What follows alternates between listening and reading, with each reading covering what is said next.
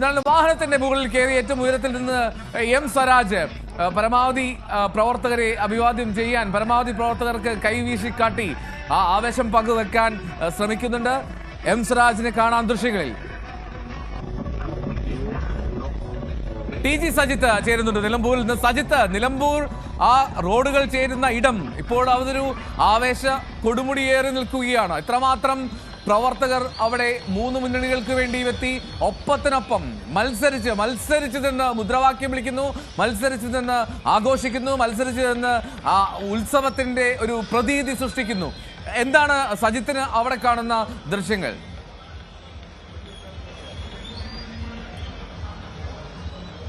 എൽദോ സൂചിപ്പിച്ചതുപോലെ തന്നെ തെരഞ്ഞെടുപ്പിന്റെ അല്ലെങ്കിൽ ജനാധിപത്യത്തിന്റെ ഒരു ഉത്സവം, അതിനുള്ള ആവേശം കാണാം. അത് കൊട്ടിക്കലാശത്തിന്റെ ഒരു വലിയ വ്യത്യസ്ത കാഴ്ചകളിലേക്ക് തന്നെ പോകുന്നു എന്നതാണ്. നമുക്ക് ഇന്നിവിടെ നടന്ന കാഴ്ചകൾ വിവരിക്കുമ്പോൾ കൊട്ടിക്കലാശം 6 മണി വരെ നിശ്ചയിച്ച സമയമാണ്. ഒരു 4 മണിയോടുകൂടി വലിയ തിരക്ക് നമ്മൾ പ്രതീക്ഷിച്ചെങ്കിലും ഉച്ചയ്ക്ക് 2 മണി മുതൽ ഈ നഗരത്തിൽ അനുവദിച്ചു കൊടുത്ത ഇടത്തേക്ക് പ്രവർത്തകരെത്തി വലിയ ആവേശ കാഴ്ചകൾ ഒരുക്കിയായിരുന്നു. ആദ്യഘട്ടത്തിൽ UDFന്റെ വലിയ അണികളുടെ സാന്നിധ്യം ഉണ്ടായിരുന്നില്ല. പക്ഷേ അവർ കാത്തുവച്ചിരുന്നത് മറ്റൊന്നായിരുന്നു. കാരണം വഴിക്കടവിൽ നിന്ന് ആരംഭിച്ച UDF സ്ഥാനാർത്ഥി ആര്യാടൻ ഷൌക്കത്തിന്റെ റോഡ് ഷോ ആയിട്ടാണ് അവർ ഇങ്ങോട്ടേക്ക് വന്നപ്പോൾ ഒരു UDFന്റെ ഒരു വലിയ ആവേശ കടലൊരുക്കാൻ തന്നെ അവർക്ക് കഴിഞ്ഞു എന്നതാണ്. അല്പസമയം മുമ്പ് പ്രേക്ഷകർ കണ്ട ദൃശ്യങ്ങൾ അങ്ങനെയാണ്.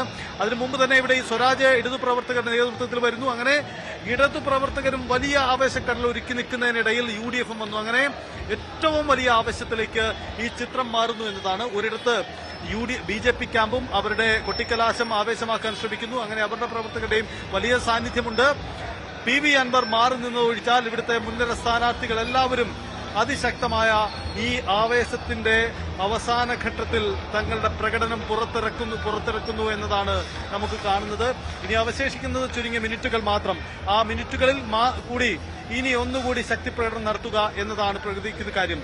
ഒരുപക്ഷെ മുന്നണി നേതൃത്വങ്ങൾ വർഷങ്ങളായി പുലർത്തിപ്പോരുന്ന ഒരു ശീലമാണ് കൊട്ടിക്കലാശം എന്നത്. പ്രവർത്തകരെ അണിനിരത്തി മുദ്രാവാക്യം വിളിച്ച് കൊടിതോരണങ്ങൾ ഉയർത്തി ശബ്ദ കോലാഹലങ്ങൾ ഉയർത്തിക്കൊണ്ട് വലിയ ആവേശമാക്കുക. അത് ഇത്തവണയും മാറുന്നു. അവിടെ പരമാവധി പ്രവർത്തകരെ നിർത്തുമ്പോൾ ഞങ്ങൾക്കൊപ്പമാണ് കൂടുതൽ ജനസമ്മതി എന്ന തോന്നൽ ഉളവാപ്പിക്കാനാണ് മുന്നണി നേതൃത്വങ്ങൾ ഈ ഒരു അവസരത്തെ പ്രയോജനപ്പെടുത്തുന്നത്.